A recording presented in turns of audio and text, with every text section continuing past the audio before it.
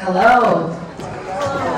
I'm Nina Harrison. I'm the Policy Director at the Economic Progress Institute, and I am a little bit scared because what a tough act to follow. I'm so inspired by the dreamers we just heard from, and I'm really excited to introduce you to our amazing panel of community leaders. We have a panel featuring amazing leaders who have collectively have decades of experience working on issues including child welfare, economic empowerment, combating poverty and racism, disability rights, immigrants' rights, community organizing, business, and philanthropy. This morning, they will share their hopes and dreams for Rhode Island, and they'll respond to the dreams that we just heard from the Dreamers panel and talk about how we can bring them to fruition. So I'd like to invite our panel to come up. We have Ashley Deckert. She has served in direct service and leadership positions in the public and private sector, and she is currently the Director of the Department of Children, Youth, and Families.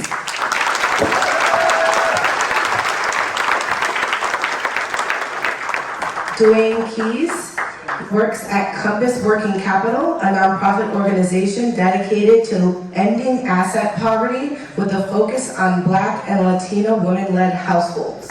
He's also an EPI board member.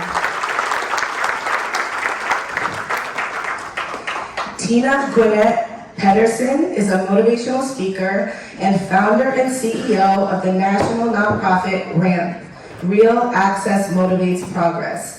This year, she also became a 2023 Rhode Islander of the Year.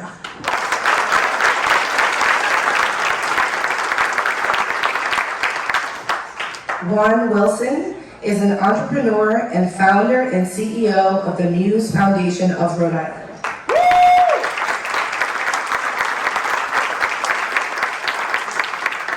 And Catarina Lorenzo, Director of AMOR, the Alliance to Mobilize Our Resistance, which is an alliance of organizations mobilizing at the intersections of race, class, gender, sexual orientation, and immigration status to fight state violence in the community.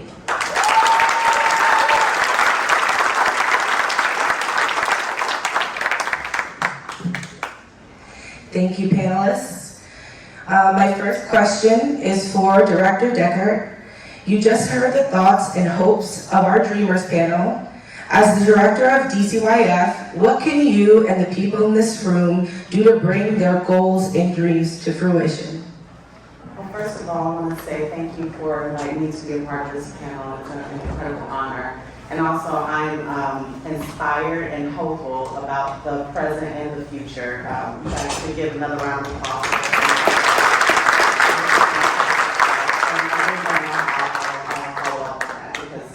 They're pretty awesome. So part of my job is to be able to advocate for the marrying of child welfare policy and economic policy because they're very much so interconnected. In fact, when children, families, and youth across the nation have a lack of access to economic and concrete supports, it actually impacts the child welfare system significantly. In fact, if you're below the poverty line, you're 3 times more likely to be investigated for child abuse, neglect, and be indicated for child maltreatment. So there's a huge intersection. And so part of my job is making connections not only with our state legislators and community advocates and stakeholders to talk about how we do the braiding and marrying of child welfare policy and economic policy, but also putting our money where our mouth is, right? So that means being actively a part of developing and writing legislation, collaborating with the community advocates as much as we can. You know, I work for the state government, so I sometimes have to take my policy hat off and put my government hat on. But as much as I can, be a champion for some of those, the changes that are needed. You know, I want to just highlight really quickly, and I'll move on so that you can move on to the next panelist, that has anyone ever heard of the 100% New Mexico initiative in New Mexico? Yes. Yes. right? So for those who don't know what that is, one, look it up, it's amazing. And I think that we should figure out how we can learn from what they're doing in Mexico, because they have 10 surviving and thriving services that they've identified for their communities. And it's really an effort to take a holistic view of what's lacking in their communities and how they can implement it. So I'll name off the 10 surviving: food security, housing security, medical and dental care, behavioral health care, and transportation. Those are the surviving things that everyone needs to survive.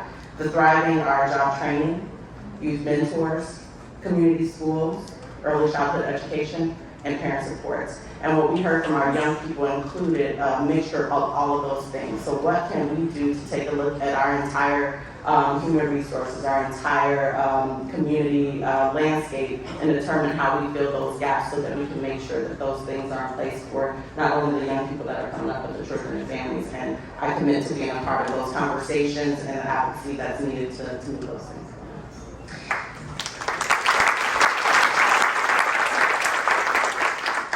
Thank you. Would any other panelists like to speak to how we can bring the dreamers' goals and hopes to fruition? I can go next. Hello everyone, Dwayne Keys. So two thoughts from me are coming to mind, similar to Compass when it comes to our financial coaching model, where our clients is client-driven. Our clients are the best experts and decision makers in their lives. No one can tell them what's better for them than them. I would use that similar approach in which I would, in my dream, it would be the Dreamers panel. They will be the deciders, and whatever it is that we decide is going to happen.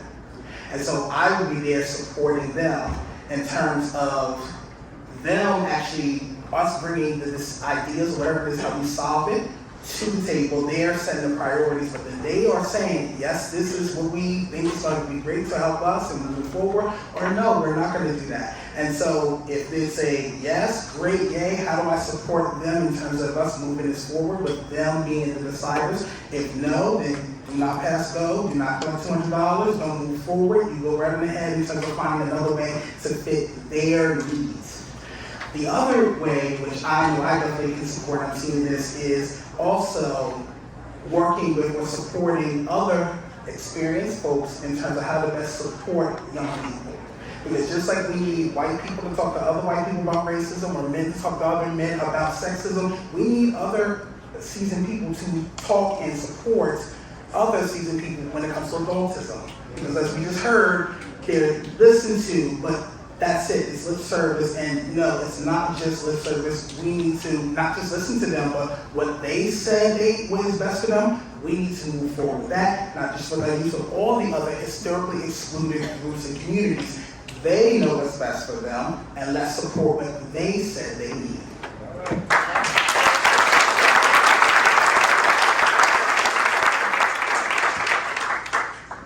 Well, Dwayne said it eloquently. I feel the same way. It's simple. Just active, listen, and implement.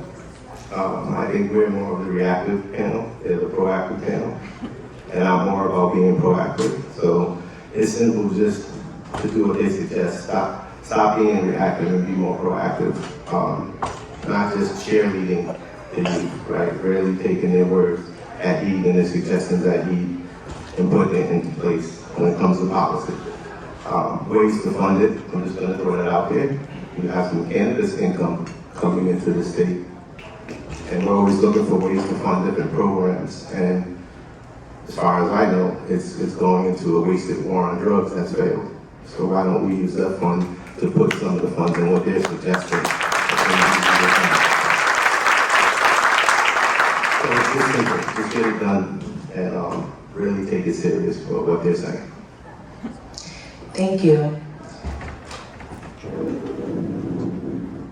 Okay, thank you for the invitation to be here today. I will say I am new mom and also a farmer and community leader. Then seeing that like my baby growing happy and everything, like as a mom, as a parents, we need the best for our kids, for our society. Saying that, and also as a farmer, I see this like in my free time I do that, and I put a seed. And at that moment, of course, I'm writing like beautiful fruit or like flowers or whatever I'm putting there. but that doesn't happen as a magic. I need to use all the best to put that seed and care when it's baby and when it's like medium age, I can say. But there is a moment when I like stop back, and that plant is going to do the work by themselves. They are going to bloom, they are going to give fruits. It's not more my, I am there if they need it, but I don't need it. That example applies for our youth.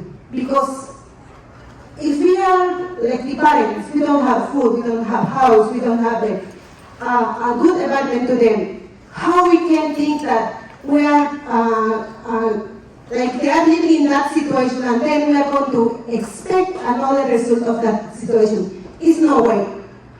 If we think, yeah, magic exists, but when you are here and you see, no, that shouldn't be like that. Then I hear all the youth before that, yeah, there are leaders too in our community. They need us. We are not the expert. Also, the environment is changing. Then we also need to listen to them and support them in that way. But not with the words. We need to say, I listen to you. We need to say it because usually we are sometimes a generation that we don't say our emotion. And better is to write a paper and you have this recognition. Not like that. We need to do it intentional and also like, as we hear a lot, they said mental health. All of that need to be in our environment. And yes, I think that is good to practice with our youth. Another thing that, yeah, all the basic needs, we don't need to exploit our youth. They need fun. We need that money. They need that money. Especially when we are talking about community members like black people, indigenous people, people of color, immigrants, undocumented people, how we can do like, yeah, you're struggling, but help yourself. No way, we can do that. As people, especially people that manage the budget from the state, I will speak for the state because for the country, that's another issue. I think we can say, yeah, where is our budget? What is the piece that goes to our community? That we can see that is changing. Like, and saying no to other stuff that is demanding from us. But yeah, it's our taxes. We can have a decision on that. That's what I say. Thank you. The next question is for Tina. According to the Rhode Island Department of Health, 20% of Rhode Islanders, not including the elderly, report having a disability. What are some of the most urgent needs that you're hearing from your community? Oh, this is way to unpack. I have a lot to say on this. As you look around this room, I'm the only one sitting in this room in a wheelchair. But what people don't realize, 40% of Rhode Islanders use a mobility aid. Think about that. I'm the only one in this room, and 40% of Rhode Islanders use a walker, wheelchair, or a cane. You know why they're not here? Because they don't think it's accessible. They don't think that they can get in. We're talking about building affordable housing. We're talking about food insecurities. We can't get into the pantries. They're in bottom basements of churches. We can't get into our homeless shelters because I'm helping 30 people in wheelchairs on the street right now. Not for the fact that they can't afford something. There's no place for them to go to get in. They're young like me or younger. I'm kind of middle aged, so we're in there. We won't give out my age. But there are just so many people that we can't even get in. We're the largest minority in the world. Think about that. Disability is the largest minority in the world. And we don't discriminate across the board. We are in every other minority across the board. And we're not taken seriously. We're not accepted. I've been invited. This is the first panel I've ever been invited that I could actually get on the stage because they built a ramp for me to get up here. Usually I'm sitting out in front of the stage, again, the oddity, and not included. We need to do better. We need to do funding. Every one of you put on an event or own a business or know a business owner. Take a look at how many I could actually get into. Somebody like me, how can I get in? I can't get a job if I can't get in. We have bills like the Sherlock plan that I can actually work more than 40 hours a week and not have my SSDI taken away. Everybody's like, if you're working a job, why do you need SSDI? Because with SSDI comes Medicare, Medicaid, and they cover way more than any private insurance would ever cover. Private insurance does not cover my wheelchair, does not cover catheters, does not cover the things that I need on a daily basis to live. That's why we need it. I don't want to say I can't work overtime. I don't want to say that I can't take a raise when all my coworkers are. I just got a presidential appointment and I had to waive my fee because if I got my fee when I go to work for the president, I will lose my SSDI and all my benefits. How fair is that? You do the work, you get recognized for your work, and you can't take your pay like everybody else. Then they wonder why we're begging and we're asking because we can't live in homes, we have no place to go when we're living on the street. We need to do better. It's not just a disability community. Every elder, I ended up in a wheelchair in 5 minutes. I walked into a surgery and suffered a spinal stroke. Literally woke up 5 minutes later with no use of my legs. Car accident, running across the street, falling down, breaking your back. Anybody can end up like this. If we're not prepared. 40% of Rhode Islanders use a mobility aid. 87% of our state is inaccessible to me. Yep. That's where we need every bill that is written needs to have disability and accessibility written into it. Every bill that is written needs to make sure that they're taking account for people like me, who come in all ages, all shapes and sizes, all minorities, and we're being excluded on a daily basis. Do better. Thank you. Catarina, I also wanted to ask you, with your experience as a community organizer, what are you hearing as the most urgent needs from your community and particularly the immigrant community? Okay, especially in the immigrant community, it's housing, that is the fears, because people, the majority of the ones that I work with is undocumented people. They don't have some of the privilege that other residents with documentation have. Then they think that is the fears. And second, food. There is no the most of people work one work, two job. That doesn't cover the bills, the food for the people, for the kids. Then definitely that is no good. The other one is this mental health. We go there. Why? Because when you are living in this state without documentation, you always think that there is somebody looking after you, that one day eyes appear in your door or at your work or whatever you see in you, then you are going to pick up. Can you imagine that living with that thing on you? No. That is people always with problems. I think for me that is another one is access to service in general, because that's true. We are in this country that the language is English, right? But the truth, we have a lot of people that speak another language that we are not monolingual, we are multilingual. That means we need to have the services in different language, not only Spanish, because Spanish is one we know. But no, there is too many languages in the world, there's too many immigrant refugees from different world, coming here in Rhode Island, we need to give that. And I don't have experience that directly. I learned the machine, the computer, and also somebody is talking in other space, but it's better if we build local capacity and not looking for that, because when you're talking about serious things like mental health, it's not the same. It's I don't know how to say it, but you're eating something that is not natural. Then you miss the interest, you are in a conversation that is nice because you're face by face with that person. When you're in through machine, it's not flavor, it's not the thing that happening there. And for us as a community organization, we always looking, supporting policies that support multilingual and also access, and also asking for partnership that they can also do the same, because that's what we need to be to welcome people and also, making people happy and less problem. Thank you.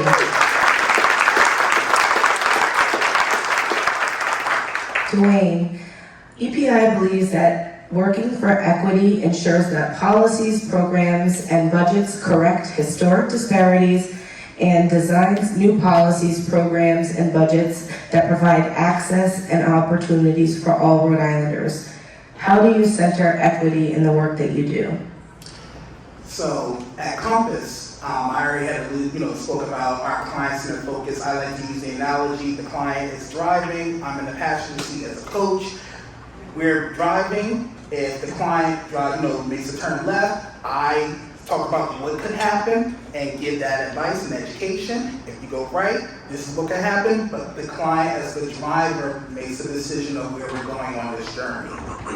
And so another concept that we have done at Compass is also power of those that we're serving. It's not just they have the advice or expertise, they also need to be the deciders. So about 3 years ago, we had started our client advisory board made up of current and graduated clients in our program to get their thoughts, opinions, ideas about what ways in which we can provide a direct support that work for them. That has since evolved into our programs committee, which is a committee on our board of directors. And so it still continues when we bring up the ideas and goals and thoughts of what it is that we want to do to support and serve them. But if they don't approve, then guess what? We don't move forward with what our idea was. It's all centered and focused on what did they say that they needed, how is it that they needed, and how do we move forward with that in terms of the way that works for them. The other thing that I want to just think about is also centered in equity in terms of those who are in power is going to those people where they are. It's not just those who have lived experience, but going where they are at. Meeting them where they are at that moment in time and getting the information that you need to have that better understanding experience. I've heard this before, we need to show up at the city hall and at the state house, and I understand that, that's all good, there's no to show up, but then hey, if you want my opinion, you come to me. You go to me. You ask me where I'm at, when I'm available, not when you're available, because then you want my support and my involvement. You go there, so that's the customer service in me saying, you want a sale, you go support and get and convince your customer to be engaged with you. And in the same way, as I said before, when you have these goals, these ideas, and these dreams, and I've seen this multiple times, do not put together and move forward with a plan without going back to those same people first, asking them what they think, getting their feedback, getting their buy-in to move forward. I've seen this plenty of times where, okay, but Krinsky said that we needed this and that. Yeah, but I never said that that specific idea was what was going to solve the problem. So we need to take time to not just listen, but also find a way that whatever solution we're putting forward is fitting what the folks said they need. And so again, we'll go back to sharing power. So the factor is that these are the folks that we're trying to serve. They should be the deciders of what we say is going to work. I know some people say it's not easy. It is very easy if you're willing to let go of power. Thank you, Dwayne. Juan, how can philanthropy and investment in Black and brown business create generational wealth and help eliminate the racial wealth gap? That's another one that can impact forever. I consider myself a first-generation philanthropist in my family. Someone that looks at it differently than philanthropy is presented now. I'm actually not a fan, and I started a foundation focusing on demystifying philanthropy. And that means for most of us. If you hear FUBU for us, by us, that's pretty much the premise of why I created the Muse Foundation. As far as Black businesses, I have the liberty and the ability to be an unpaid ED in my foundation because of what I do as an entrepreneur in the field of music publishing and IP and owning intellectual property. I come from those poverty levels and climbed that way, and this had a focus on being self-sufficient. Self-sufficiency is really, really big with me, and when I work in the nonprofit sector, it's no different than the for-profit sector. For-profit wants to be in the black, nonprofits want to be self-sustainable. So you have to look at things in the fringe, and that's what I do. So to speak on that is for small businesses and nonprofits, they all need to be treated the same, have the same resources. Stop looking at an or versus an and. I'm in both worlds. I still have a for-profit and I have a nonprofit. And I'm using my for-profit methods to find ways, like I said, in the fringe when I mentioned cannabis. So now my nonprofit will be working in the cannabis field. And that might be like, really, Juan, that's what you're doing? I say, yes, I can. And there's ways to do that so I can make sure that this organization is self-sustained and not dependent on grants and not dependent on restrictive grants and restricted funds that come in. When you give it to me, I can't even pay the people that are implementing these plans because it's program specific. And another reason why I'm gonna share that, I just want to be the founder. I'm on legacy. My great mentor, someone mentioned about having mentors, was the late Michael Van Leeson, who happened to be my cousin, who got me into this field. Sorry. That's all right. That's all right. Sorry, that happened in the time I mentioned him. He put the battery in my back to do the work I'm doing.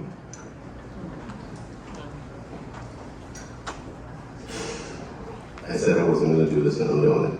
All right. But Take a moment. But yeah, in this space, look, I'm really passionate about this work.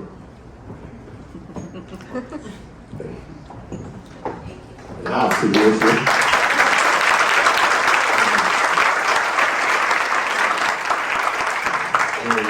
and I accept this, like I said, this emotion, sharing it.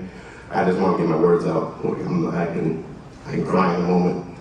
I love my mom. I'm raised with a lot of women. We do a lot of crying. I love her to death. Yeah, so I'm just to get to the point. It's you can be in both worlds.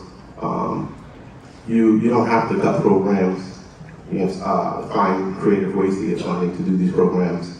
We have a youth summit coming up a week from Monday. Go turn up. I have young voices and Rhode Islanders for the first time participating in this youth summit, which my ultimate goal is to make sure that they run this summit, and then we just provide the resources they need from an adult perspective, right? So I know that's far from the question, but philanthropy is just one way, right? And I want to utilize philanthropy to use my human capital, social capital, to find ways to bring Black wealth. I highlight the beat of BIPOC. I tell that to Kyle all the time, and saying Black culture is what raised me.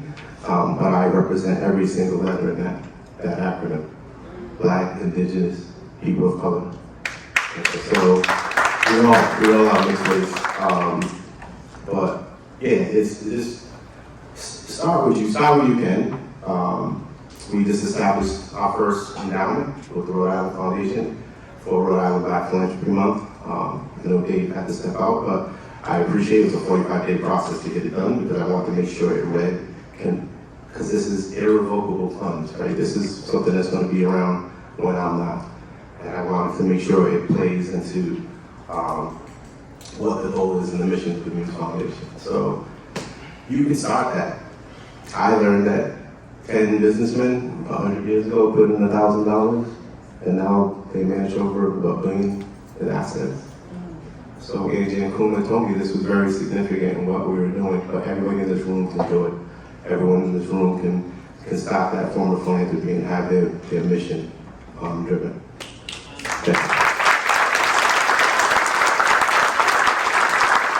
Thank you, Juan. And now, the question that we're asking everybody in this room to answer, so don't forget to scan the QR code to share your hopes and dreams with us. I'd like to ask everybody on the panel, what are your hopes and dreams for economic justice in the state of Rhode Island? And I'd like to start with you, Director Deckert. It's a great question. So first I'll start off by acknowledging that I'm going to be a little bit of a good trouble right now. Because what I'm going to say might be controversial to most. I sort of take an abolitionist approach to child welfare. Woo! And the fact of the matter is that more than 60% of the reasons why families are involved in our child welfare system is due to neglect. So that means that about 40% or less are because of actual abuse to children. So what if we envisioned 10, 20 years from now a system where we didn't get involved in families' lives for reasons of neglect? So reasons of neglect might include inadequate supervision. So we talk about after-school programs that Marco mentioned. Ensure that those are in place so that families can actually work and not have to worry about the hotline being called on them and then being investigated for inadequate supervision, or housing stability, making sure that children won't have to come into foster care because they don't have housing, right? So what I envision for the state of Rhode Island, to be quite honest, the U.S., is that we can infuse concrete and economic supports and increase economic stability for our most vulnerable, so that we can prevent child maltreatment, so that we can actually focus on those who are actually harmed, as opposed to by reasons that we can actually control. So that's what I hope for.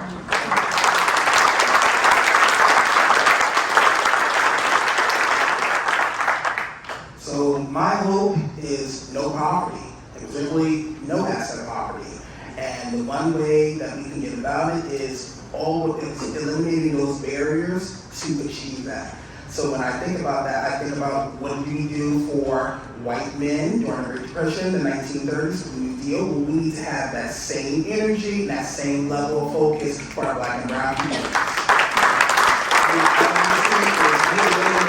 All these expectations that, well, in their case, someone's poor, we need to make sure they are financially literate, or we need to make sure they have financial education. No, we need to make sure that people have cash and capital to do what it is that they need to do. Yeah. That's one thing that really irks me when I hear, oh, do you do financial literacy? No, we do financial education, but more importantly, we help families navigate through systems that were not designed for them to benefit. Yeah. One in which we also deal with the financial trauma that black and brown people are enduring as a result of these systems as well. We don't talk about that, we don't name that, but we need to talk about the economic violence and the financial trauma that has led to these outcomes. And how do we get to a place of wealth justice? That's one area where I'm really elevating in that particular area. Again, also, we talk about the legislation, the policy, the regulations, but what we don't talk about is institutions and how they go about this work. Because we hear, oh, we gave X amount of money to this organization, that agency, but then next thing you know, there's all these barriers to get access to that money. Why? Because there are internal rules, protocols, practices that are put in place that are not part of the legislation or the regulation, or how we go about it, but because that institution, that body of folks who are not made up of those who are going to be directly impacted, said this is how we need to go about it. So that needs to be not just diversified again, they need to have true representation, true power. Those rules, regulations, protocols need to be reformed and changed. So as I look at some of the folks in the room who are part of those bodies and agencies work, what I'm saying is you, in terms of your agency institution, you have to change, not the people you're trying to serve.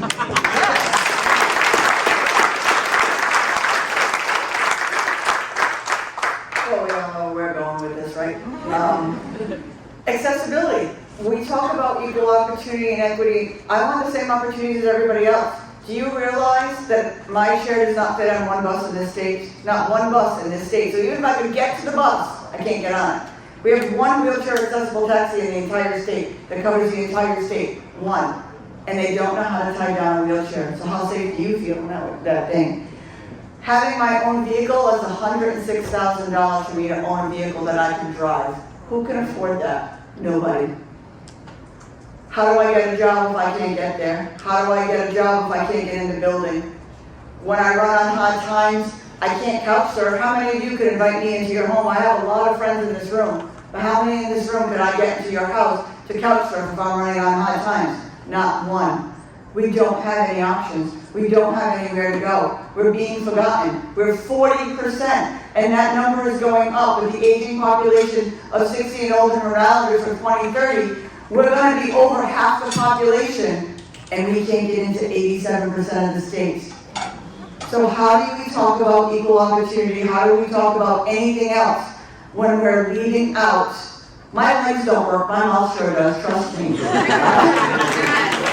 I have a brain in my head. I can do any job that anybody tells me to do. We have to work 10 times harder just to be taken seriously, 20 times harder to be seen as exceptional. But if we can't get in the building, if you are creating an event and you're not thinking of me coming to your event or somebody like me, you're failing. I'm sorry. If you're creating an organization and you're not thinking of inviting my community, you're failing. I'm having an event on October 14th at the Times 2 Academy called Accessibility is Beautiful. I have 75 vendors that sell a physical good that are all disabled. All my entertainment for the entire day is from disabled people. Every legislator will be there because we make them look good. But I'm telling you, these people are talented. We are creative. We can work. We can do the job. But if legislation is not written with us in mind, with accessibility for us and being able to pay us what you pay everybody else, I'd like to see anybody in here live on $900 a month, because that's what the average of SSDI is. It's not a living wage. If you get on SSDI after you're married and you fall out of love or you're in an abusive, guess what? You're going to be abused for the rest of your life, because if you get divorced, you lose your SSDI. You can reapply. It takes 48 to 60 months to get it back. Who can live 48 to 60 months with no health insurance and no money? Nobody. These are facts. This is not being negative. This is facts. I make it look good, but it's a struggle every day. We need to be taking this community into accommodations. And my organization will come to any business event or organization, and we will assess you for free. Wow.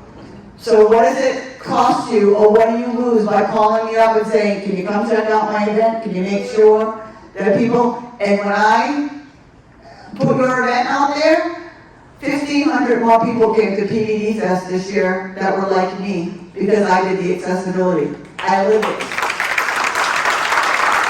I can bring you more people, need more money. We have money to spend. Let us in the door.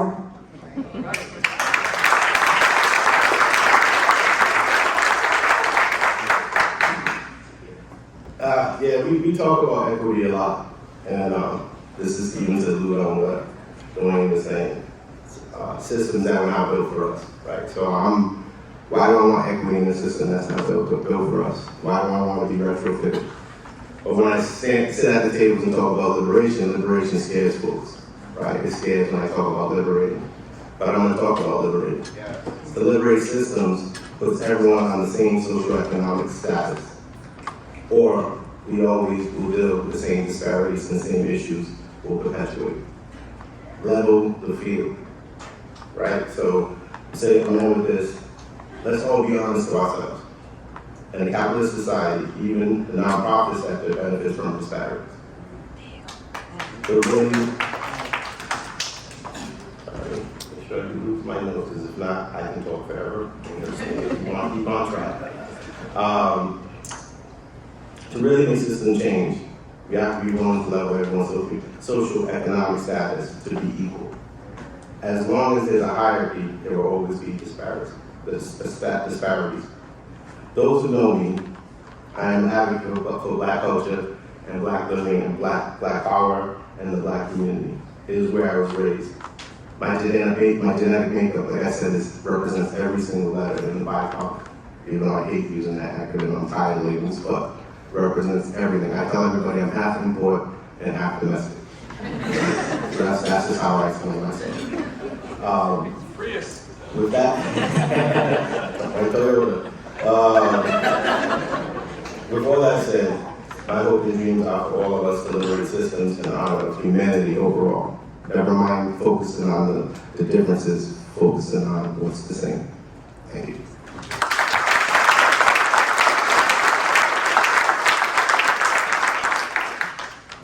Okay, the last one. Okay, yeah, I emphasize what Juan said about liberation, about that this system is not built for us, for the people, for our well-being, for liberation. It's not. It's for profit. Profit then, as I said a few minutes ago, how we can expect one thing from other. You put a seed here that is, I don't know, like beans, and you're expecting corn from it, or like flowers? No, it is logic doesn't work like that. And how we can, for me, I have been in different situations, family, organizational things, coalition things, everything. What happens if you have something dirty, disorganized, and you want to just hustle or make something better from it? In some point, whatever you did wrong in the explanation, it will appear. then you need to clean, you need to reform, you need to make sure that your column, like your value, your principles should be clear. Then you can expect good things. Otherwise, we are just like putting one thing here and one other here until it's really not going somewhere. I think that goes for the people that focus on police work or lawmaker. Is there something can be done? But also, that is just a question. And I don't want you to respond because I know that we said that we need to work with people, like everybody, like youth, all the people, not like only, I know there is a bridge between lawmakers and community members, or in general people. Then we need to make that accessible, and not only somebody like, oh, I know how to do it, it should be accessible to people. That knowledge, that right, because it's all right also, because that is being approved or right in those different policies. It's not only for a certain group, then we should know it and we study it. And another thing that I was seeing is like, yeah, I think I lose my mind, but there is something that I want to say, like, yeah, the youth, that always should be present. And one of them, they said something that is true, and they're so younger, who said that they don't know things. No, they were living, or they're living with us in our home, in our family. They know the parents struggling with paying rent, paying bills, paying that and paying that. Then we come like, yeah, there is economic violence right there. They're seeing it, they're living it, they're experiencing it. And one of them, they said, we need financial freedom. That is always my hope in my life, like when I was like young, like, I don't want to repeat what happened with my parents. I make all the effort and move that I could do in my each time to make difference. I think that should be something like that, sacrifice a lot to get in that point. And when you get in that, when you don't have financial freedom, what happened? Also they said, why you are here? Are you here because you have money, because you don't have a job, then you have like free time to come here? Or because you are in work, then you come here, like myself, for example. The people that doesn't have financial freedom, what happened? They don't think about solution. They feel the problems, but they don't see where is the roots. They don't have time to think about that. They have time what to put on the table today. How they going to pay rent tomorrow? Like that is the problem. That is why they don't sleep. Not like us, like, oh, how am I going to move the police? How am I going to move the community? That is not what they have, because yes, fears. If you are hungry or you are outside in the cold or like under the rain, you're going to look for shelter, for food. You're not going to look for being here at a table and in a discussion and like doing that. No, then it's just like easy, but so difficult at the other side. Then I think that's what we need to think. We are, we are lucky, I guess, or to be here, but the majority of the people, they're fighting outside with life, just surviving for eating.